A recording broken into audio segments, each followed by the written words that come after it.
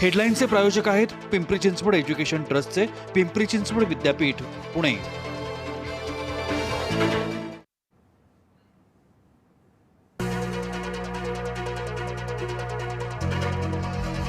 मोशी येथील कचऱ्याखाली अडकलेल्या 8 जणांचा मृत्यू, ढिगाऱ्याखाली अडकलेल्या एकाचा शोध सुरू। मोशी दुर्घटनास्थळी उपमुख्यमंत्री सुनेत्रा पवार यांच्याकडून पाहणी, कचऱ्याच्या ढिगाऱ्या शेजारीच इमारत बांधली कशी, आयुक्तांना केला सवाल।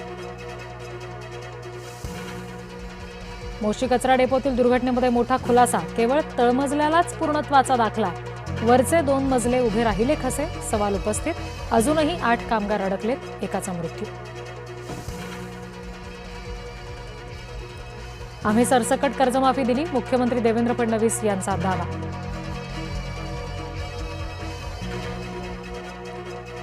महसूल विभागामध्ये गैरव्यवहार झाल्याचं उघड, संबंधित अधिकाऱ्यांवर निलंबनाची कारवाई, महसूल मंत्री चंद्रशेखर बावनकुळे यांची माहिती। प्रवासी आणि अमराठी टीसीमध्ये वाद, प्रवाशाला आरपीएफ कार्यालयात कोंडून ठेवल्याचा सुद्धा आरोप, मुंबईच्या अंधेरी रेल्वे स्थानकातील घटना।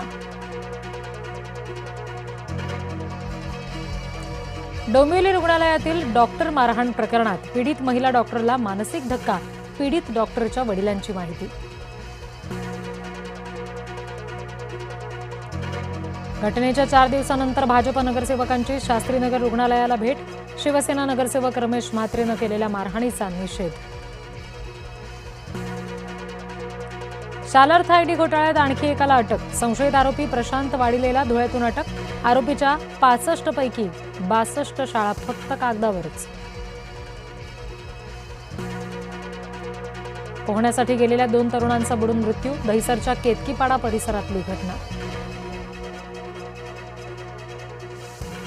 ठाणे जिल्हा बँकेवर महायुतीचं वर्चस्व कायम, जिल्हा बँकेचं अध्यक्ष आणि उपाध्यक्षपद महायुतीकडे।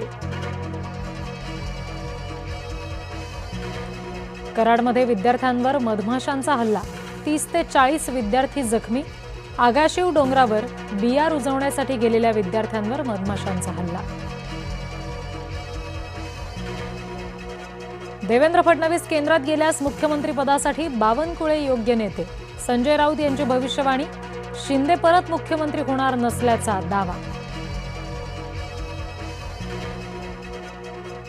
देशात देवेंद्र भाऊ, राज्यात शिंदे, शिवसेना आमदार बच्चू भाऊ यांचा नारा।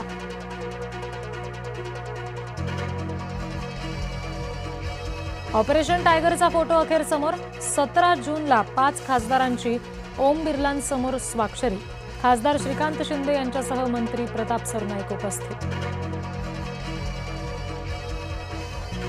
राज्याच्या इतिहासातील सर्वात मोठी शेतकरी कर्जमाफी, मुख्यमंत्री देवेंद्र फडणवीस यांचं विधान। कोल्हापूरमधील कागल तालुक्यात लवजिहादचा आरोप, म्हाकवे गावातील लवजिहाद विरोधात ग्रामस्थ आक्रमक, कागल पोलीस ठाण्यावर गावकऱ्यांचा मोर्चा। पवार कुटुंबियांच्या घरी पुन्हा सनईचे उघडे वाजणार, पार्थ पवार कायनाधर यांचा 29 जुलैला पुण्यात साखरपुडा।